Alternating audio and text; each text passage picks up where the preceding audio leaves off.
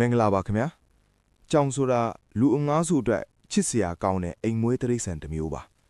အချို့အတွက်တော့မိသားစုဝင်တယောက်လိုတောင်ခံစားကြပါတယ်ဒါပေမဲ့တနေ့နေ့မှာကဘာပေါ်ကကြောင်တွေအားလုံးလုံးဝပျောက်သွားခဲ့ရင်ဘာတွေဖြစ်လာမလဲ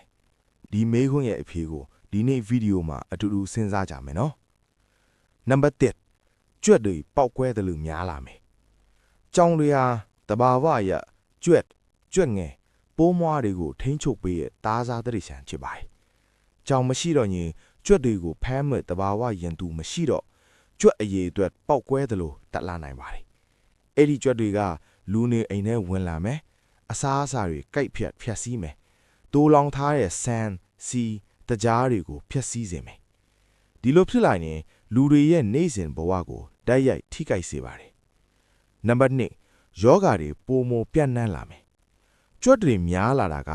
အန်ဒီရဲ့ရှိတဲ့ယောဂါတွေကိုပါခေါ်လာပါတယ်ဥပမာအဖြစ်ပလိတ်ယောဂါ Hantavirus Leptospirosis လိုယောဂါတွေဟာကြွက်တွေကနေလူတွေအထိကူးစက်နိုင်ပါတယ်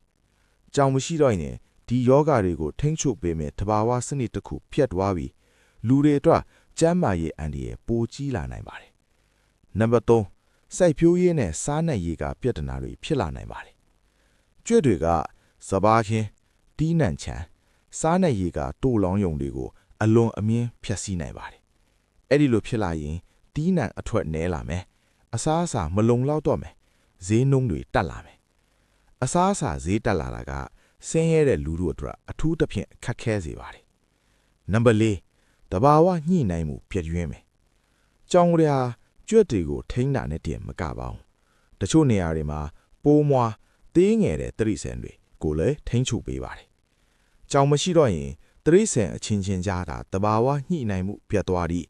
အချို့မျိုးစိတ်တွေများလွန်းလားအချို့မျိုးစိတ်တွေပျောက်ကွယ်သွားနိုင်ပါတယ်။နံပါတ်5လူသားရဲ့စိတ်ပိုင်းဆိုင်ရာထိခိုက်မှုကြောင်တွေဟာလူတွေရဲ့စိတ်ဖိစီးမှုကိုလျော့ချပေးပြီးအထီးကျန်မှုကိုလျော့စေပါတယ်။ကြောင်မရှိတော့ရင်အိမ်တွေပိုတိတ်ဆိတ်သွားမယ်စိတ်ဖိစီးမှုပိုများလာမယ်စိတ်ကြယောဂထစ်နိုင်ကြပါတိုးလာနိုင်ပါတယ်အဆုံးသတ်ဒါကြောင့်ကြောင်တွေဟာချစ်စရာအိမ်မွေးတိရစ္ဆာန်ဒါမဟုတ်ပဲကမ္ဘာရဲ့တဘာဝစနစ်အတွက်အရေးကြီးတဲ့အစိတ်အပိုင်းဖြစ်ပါတယ်ကြောင်တွေကိုချစ်မြတ်နိုးပြီးသူတို့ရဲ့အခန်းကဏ္ဍကိုလည်းနားလည်ထားကြဖို့လိုပါတယ်ဗီဒီယိုကိုကြိုက်နေတဲ့ရင် like share and subscribe လုပ်ပေးဖို့မမေ့နဲ့နော်